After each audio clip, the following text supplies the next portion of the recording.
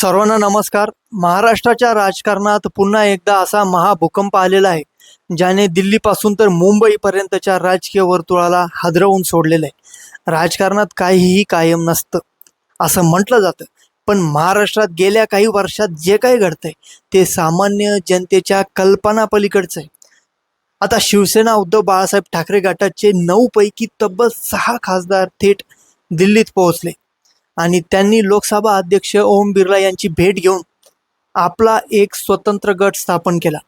कायदेशीर कचाट्यातून आणि पक्षांतर बंदी कायद्यातून वाचण्यासाठी अत्यंत सावधपणे ही पहिली खेळली गेली आणि त्यानंतर अवघ्या काही वेळातच या 6 खासदारांनी मुख्यमंत्री एकनाथ शिंदे यांच्या मुख्य शिवसेनेत विलीन होण्याचा निर्णय घेतला.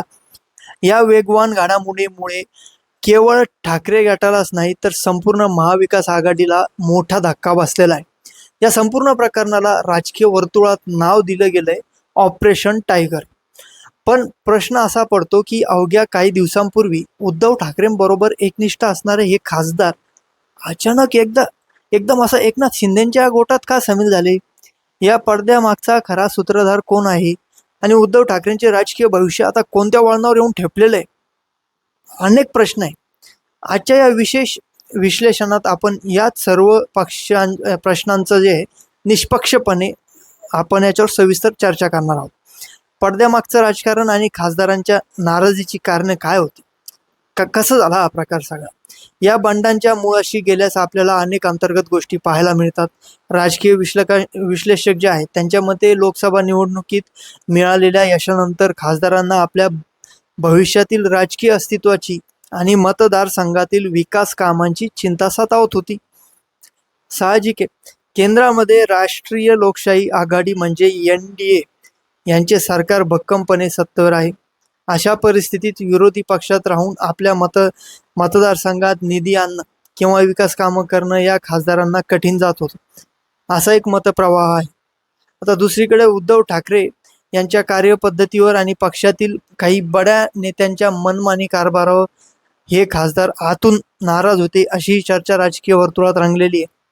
मातोश्रीवरून मिळणारा प्रतिसाद आणि स्थानिक पातळीवर महाविकास आघाडीतील इतर घटक पक्षांसोबत म्हणजेच काँग्रेस आणि राष्ट्रवादीशी होणारे अंतर्गत मतभेद यामुळे या खासदारांना आपला राजकीय पाया कमकुवत होताना दिसत होता, अशी एक चर्चा आहे. स्वतःचे अस्तित्व टिकवण्यासाठी आणि सत्तेच्या पाठीशी राहून आगामी लोकसभा निवडणुकीत स्वतःची पकड मजबूत करण्यासाठी या 6 खासदारांनी उद्धव ठाकरेंची साथ सोडण्याचा धाडसी निर्णय घेतला. काय आहे ऑपरेशन टायगर आणि दिल्लीतील गुप्त हालचाली, याच्यावर नजर टाकूया. ज्याला या मोहिमेला ऑपरेशन टायगर असं म्हटलं जातंय. हे ऑपरेशन इतकं गुप्त आणि नियोजनबद्ध डिटेल प्लॅनिंगनी केलेलं होतं की उद्धव ठाकरे आणि संजय राऊत यांना याची कुणकुण लागेपर्यंत खूप उशीर झाला होता. सूत्रांनी दिलेल्या माहितीनुसार मुख्यमंत्री एकनाथ शिंदे यांनी अत्यंत गुप्तपणे या मोहिमेची आखणी केली होती. एकनाथ शिंदे आधी जयपूरला गेले, तिथून त्यांनी लोकसभा अध्यक्षांशी प्रामाणिक चर्चा केली आणि त्यानंतर रात्रीचा कोणताही गाजावाजा न करता, कोणताही लवाजमा न बाळगता ते थेट दिल्लीत दाखल झाले. दिल्लीत एका गुप्त ठिकाणी या 6 खासदारांची आणि एकनाथ शिंदेची बैठक झाली, ज्यामध्ये खासदार श्रीकांत शिंदे सुद्धा होते. आता ठाकरे गटाच्या 9 खासदारांपैकी 6 खासदार म्हणजे अगदी अचूक 2/3 बहुमत गाठले गेले, जेणेकरून पक्षांतर बंदी कायद्यानुसार कोणाच्याही खासदारकीचे पद रद्द होणार नाही. संजय राऊत यांनी यावर आपला जे स्टँड त्यांनी एक मत मांडलं की अपना सपना मनी मनी, कोट्यवधी रुपयांच्या खोक्यांचे आरोप केले राऊतांनी आणि खासदारांना विकत घेतल्याचा दावा केला. मात्र शिंदे गटाकडून हा दावा फेटाळून लावण्यात आला. हा खासदारांचा स्वाभिमान आणि विकासासाठी घेतलेला निर्णय असल्याचे सांगितले जाते. मोदी शहा यांचा याच्यामध्ये हात आहे का फक्त हा स्थानिक समीकरणांचा खेळ आहे, हे समजून घेऊ. या संपूर्ण महानाट्यामागे देशाचे पंतप्रधान नरेंद्र मोदी आणि गृहमंत्री अमित शहा यांचा हात आहे का, हा प्रश्न सध्या प्रत्येक नागरिकाच्या मनात आहे महाराष्ट्राच्या. जर आपण राष्ट्रीय राजकारणाचा दृष्टिकोन पाहिला तर दिल्लीत भाजप नेतृत्वाला लोकसभेत एनडीएचे संख्याबळ अधिक मजबूत करायचे आहे. त्यांचं वेगळं प्लॅनिंग तिकडे चालू आहे केंद्रात. महाराष्ट्रात महाविकास आघाडीला रोखणे आणि आगामी विधानसभा निवडणुकीपूर्वी उद्धव ठाकरेंना राजकीय दृष्ट्या कमकुवत करणं ही भाजपची रणनीती असू शकते, हे नाकारता येणार नाही. अमित शहा यांच्या चाणक्य नीतीचा आणि दिल्लीतील सत्तेचा पाठिंबा असल्याशिवाय एवढे मोठे ऑपरेशन इतक्या अचूकपणे पार पडणे अशक्यप्राय मानले जाते. परंतु केवळ दिल्लीवर बोट ठेवून चालणार नाही. स्थानिक पातळीवर एकनाथ शिंदे यांनी ज्या पद्धतीने या खासदारांशी थेट संपर्क साधला, त्यांच्या अडचणी समजून घेतल्या आणि त्यांना आपल्या बाजूनी वळवले, ते पाहता हे ऑपरेशन स्थानिक पातळीवर सत्तेच्या समीकरणांचे आणि दिल्लीच्या आशीर्वादाचे एक अचूक मिश्रण होते असे आपल्याला म्हणावे लागेल, मान्य करावं लागेल. भाजपने पडद्यामागून रसद पुरवली आणि शिंदेंनी त्याची प्रत्यक्ष अंमलबजावणी केली, असा एक तटस्थ दृष्टिकोन पत्रकार म्हणून समोर येतोय. उद्धव ठाकरेंचे कमी होत चाललेले प्रभुत्व आणि त्यांचे राजकीय भविष्य कसं असणार आहे आपण पाहू. या दुसऱ्या मोठ्या बंडानंतर आता सर्वात मोठा प्रश्न निर्माण झाला आहे, तो म्हणजे उद्धव ठाकरे यांच्या महाराष्ट्राच्या राजकारणातील प्रभुत्व खरोखरच संपत चाललेलं आहे का, असे प्रश्न आहे. आधी पक्षाचे नाव आणि चिन्ह गेले, 40 आमदार गेले 2022ला, 12 पेक्षा अधिक जुने खासदार गेले आणि आता उरलेल्या 9 खासदारांपैकी 6 खासदार सुद्धा सोडून गेले.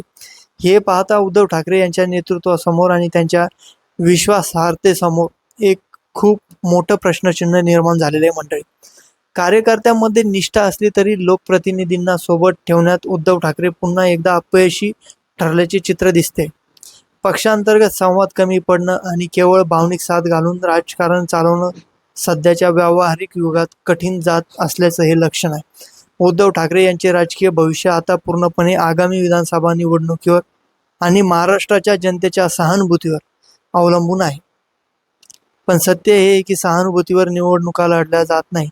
जर जनतेने या फुटीला विश्वासघात मानले तर उद्धव ठाकरेंना पुन्हा मोठी सहानुभूती नक्कीच मिळू शकते. परंतु जर मतदारांनी एकनाथ शिंदेच्या विकासाच्या राजकारणाला स्वीकारलं तर उद्धव ठाकरेंसाठी शिवसेना हा पक्ष आणि बाळासाहेबांचा हा वारसा पुन्हा उभा करणे अत्यंत कठीण होऊन बसेल. आता एक मी पत्रकार म्हणून माझा शेवटी एक दृष्टिकोन देतो. या घडामोडींकडे पाहताना असं वाटतं की महाराष्ट्राचे राजकारण आता केवळ तत्व आणि विचारधारेपुरते मर्यादित राहिलेले नाही, तर ते पूर्णपणे सत्ता, संसाधने आणि अस्तित्वाची लढाई बनलेली. मतदारांनी ज्या चिन्हावर ज्या पक्षावर विश्वास ठेवून मतदान केले त्या लोकप्रतिनिधींनी काही महिन्यातच आपली बाजू बदलणे ही लोकशाहीच्या दृष्टीने चिंतेची बाब आहे आणि राजकारणातील एक अपरिहार्य व्यवहार आहे. याचे उत्तर काळाच्या गर्भात दडलेलं आहे. येत्या 19 जूनला शिवसेनेचा वर्धापन दिन आहे आणि त्याच दिवशी हे खासदार औपचारिकपणे शिंदे गटात आपली ताकद दाखवणार आहे, जे आत्ता फुटलेले. यामुळे महाराष्ट्राच्या राजकारणाला कोणती नवीन दिशा मिळते आणि उद्धव ठाकरे या राजकीय चक्रव्यूहातून स्वतःला कसे बाहेर काढतात हे पाहणं महत्त्वाचं ठरणार आहे. तुम्हाला काय वाटतं मंडळी, या बंडामागे कोणाची चूक आहे आणि यामुळे महाराष्ट्राच्या राजकारणावर काय परिणाम होईल? तुमच्या प्रतिक्रिया आम्हाला कमेंट बॉक्समध्ये नक्की कळवा. चॅनलला सबस्क्राईब करून तुमचं सहकार्य ठेवा. मी मंगेश हुसे, धन्यवाद.